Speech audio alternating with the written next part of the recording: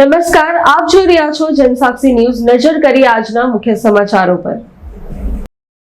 અંકલેશ્વરના national highway પર pulse hotel કમ્પાઉન્ડમાં ક્રૂરતાપૂર્વક બંધ બોડીના ટ્રકમાં બાંધેલી 19 ભેંસ તાલુકા પોલીસે મુક્ત કરાવી હતી। ખેડાના સામરખા ગામેથી ભેંસ ભરી મહારાષ્ટ્ર ધુલિયા લઈ જઈ રહ્યા હતા। પોલીસે 1.90 લાખની ભેંસ અને 5 લાખ રૂપિયાની ટ્રક મળી કુલ 6.90 લાખનો મુદ્દામાલ જપ્ત કર્યો હતો। પશુ હેરાફેરી અંગે જરૂરી સક્ષમ અધિકારીની મંજૂરી પત્ર ન હોવા સાથે ભેંસો માટે પૂરતો ચારો, પાણી કે યોગ્ય હવા ઇજાસની વ્યવસ્થા પણ ન હતી, જે આધારે પોલીસે ટ્રક ચાલકની ધરપકડ કરી અજહર નામના ઈસમને વોન્ટેડ જાહેર કર્યો હતો। જ્યારે 10,000ની કિંમતની એક ભેંસ મળી કુલ 19 ભેંસ મળી 1,90,000ની કિંમતની ભેંસ તેમજ 5 લાખની ટ્રક મળી કુલ 6,90,000 રૂપિયાનો મુદ્દામાલ જપ્ત કરી વધુ તપાસ હાથ ધરી છે। પિન્ટુ મોદી, જનસાક્ષી ન્યૂઝ, અંકલેશ્વર।